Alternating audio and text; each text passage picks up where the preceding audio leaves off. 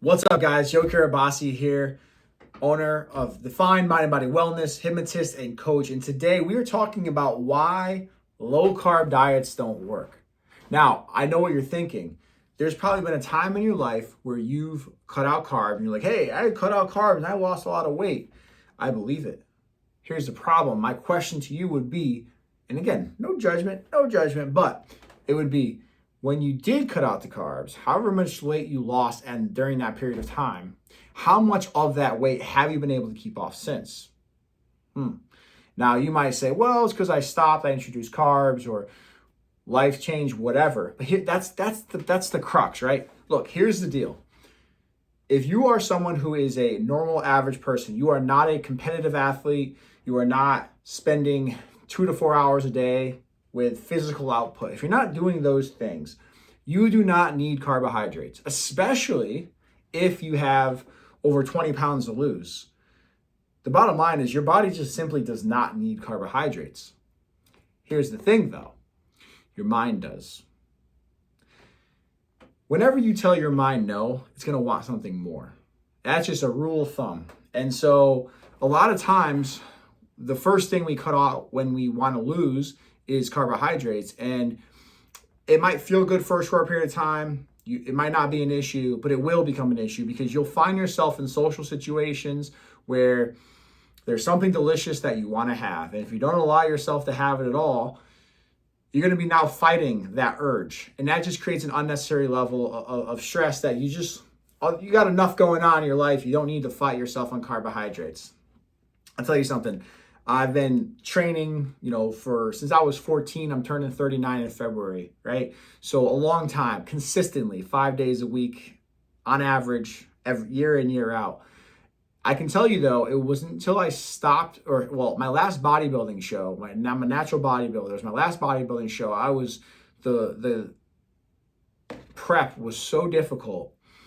I struggled to a point where I had so much other stressors going on in my life. And I said to myself in that moment, I was like, there will never be a time that I do not allow myself to have something that I want to have.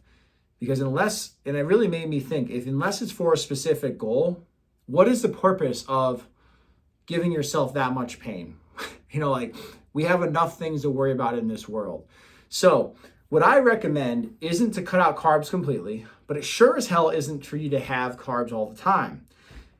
And now in lies the point of this video, which is carb rotating, carb timing, whatever you want to call it. But it's the idea that you are, and this is where people a lot of times online will get lost in the nuance. And there will be experts be like, if you're going to carb rotate, it has to be every 72 hours with 45 grams of carbohydrate, blah, blah, blah. Shut the hell up. Anybody who tries to make shit that complicated, your choice, you want to listen to them, but you don't need to. Look, what I'm going to share with you with carb rotating has worked for all types of people with all types of goals. And the key, and what's made it work, isn't that they were able to lose when they followed the principle. It was more so the fact that they were able to continually follow the principle, which then allows you to keep the weight off. And that's the most important thing, because especially if you're a woman in menopause, or even us men, menopause, but as our metabolism slows down, you have less margin of error. And the yo-yoing up and down ends up costing you quite a big tax. So in other words, you lose 20 pounds, you gain back 25, that perpetuates as that continues to happen. And so one of the keys to sustainability is something that's going to work in your lifestyle. We talked in a previous video about puzzles, pieces fitting together. In other words, the things that you do for your health should fit your overall world, right? Or otherwise it's going to be too hard. Now, those of you guys are like, well, nothing fits my world. That's a whole nother topic that we do need to discuss, because something does. It's just that you're not shining light on it. Anyway, I digress. Carb rotating, think of it like this. If you are somebody who is having carbohydrates every day, multiple times a day, the best way to start would just be to have one serving of carbohydrates per day. Now, two things here. Number one is that what I'm sharing with carb rotating, a crucial element to this, to sustainability, not just in this particular principle, but in general for overall health, is to give yourself grace, okay? So like, okay, who gives a shit? You had more than 2 servings of carbs. You're supposed to have 1. It's not the end of the world. Like, do not let that sideline you. Oh, well, wake up tomorrow. Either have none, even it out, or forget about it. Forget about it, huh? It's not that big of a deal. Only it is that we make it a big of a deal, and then we start to get in our head about it, and really that's just self-sabotage preventing you from moving forward. And so, if you do fall off your rotation plan, it's okay. Get back on. Now, you got to choose a timing that's going to work for you. So like I said, if you're somebody who has multiple servings of carbs per day, don't cut it out. Don't cut out 3 days to start. That's a big jump. Just cut it to 1 per day. Now, the next thing I want to define at this point is, what is a carbohydrate? Now, technically, fruit and fruit and vegetables are carbohydrates. But that's not what I'm talking about, okay? I'm talking about traditional carbs. I'm talking about your oatmeal, your pastas, your beans, by the way. Beans, by the way, are carbohydrates. They are not protein. You might be like, what? There's a lot of protein in there. There's a lot of protein in there for a carbohydrate, but if you look at the amount of grams of carbs versus the amount of grams of protein in a bean, they are a carbohydrate. And that, by the way, has been messing with a lot of people. You don't want to use that as your primary source of protein. It's way too many carbohydrates. That's a different topic though. But the point is I'm talking about beans as a carbohydrate, pastas, breads, oatmeal, you name it, like traditional, as I call it, carbohydrates. That is what we're talking about rotating. I have no issue with fruit or vegetables. And now someone might say, there's a lot of sugar in fruit. Or like Tommy the trainer be like, hey, you gotta watch out for the sugar in the fruit, dude. Oh yeah? Listen, nobody in the history of the world has ever gotten overweight from eating too much fruit. That's not the reason. There's a lot more going on than fruit, okay? So let's not stress about what we don't need to stress about. And that's not fruit, trust me. Again, if you're stepping on stage for a bodybuilding show, of course, every little bit counts. But if you're not, you're creating unnecessary stress for no reason. So let's focus on the big dominoes here. The big dominoes are timing and rotating your carbohydrates. So think about and so let's kind of play this out more. Let's say you have carbohydrates 1 day a week. Once a day is what I'm trying to say. Once a day is what I'm trying to say. It rhymes. But let's say you're having carbohydrates once a day. So the idea of so remember, we started with the example, you're having multiple times a day. Then we said, if you're in that world, cut it down to once per day. Well, let's say the next person is only eating it once per day as it is. Well, then let's go every other day. Starting to see what we're doing here? Let's say if you're someone who's already doing it every other day, then say, you know what? I'm going to do it twice a week. Have carbs twice a week. Now, you can pinpoint it down to servings per week or days. Now, again, if you're somebody with, in other words, like, let's use the example of having carbs twice per week. 2 ways to look at it. You could say, I'm going to have carbs on those days, 2 days a week. A lot of people use their weekend, which is another important point. It doesn't have to be like every other, so to speak. The idea of rotating is that some days you're having it, some days you're not. So your body's more likely to process it.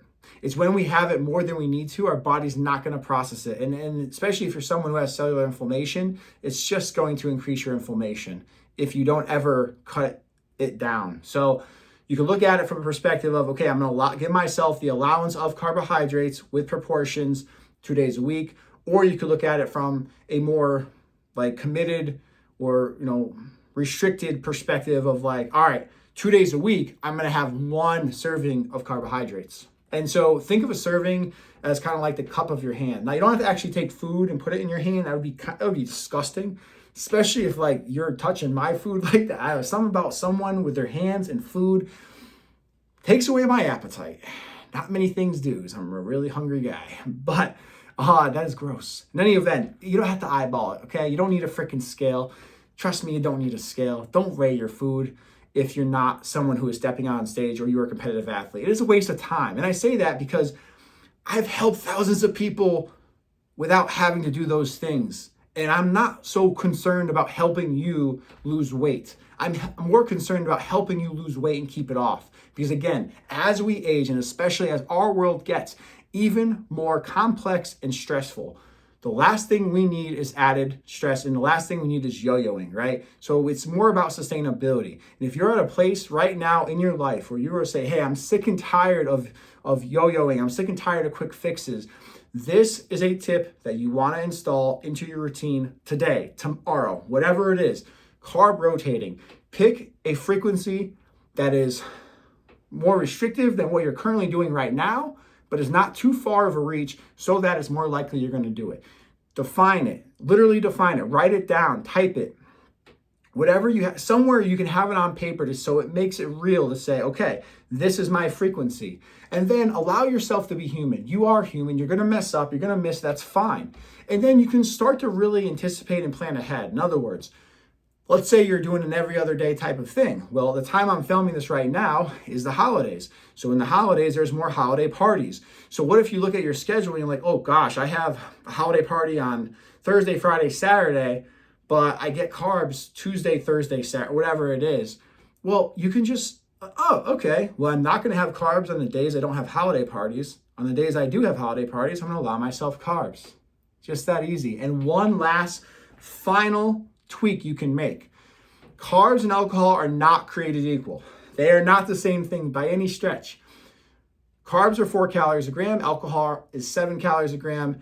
Obviously, alcohol, maybe not so obvious, but alcohol does have toxins. By the way, I'm not suggesting you cut out alcohol completely. It's a different topic, a different day. I'm simply here to say that another way to look at this, and again, they're not the equivalents, but if you are someone who is looking to be lean, then you can think about rotating. Say if you want to have drinks in lieu of carbohydrates, think of it almost like in that way, of like you're sort of rotating in the alcohol on a day you would normally have a carbohydrate. Again, guys, this doesn't have to be perfect. These are just strategies that you can execute on, because here we are all about helping you create sustainable change, because you already have it in you, and I promise you, you're a lot closer than you think. So drop a comment below. Let me know, does this make sense? What's your carb rotation going to be? And if you have any questions, see you next time.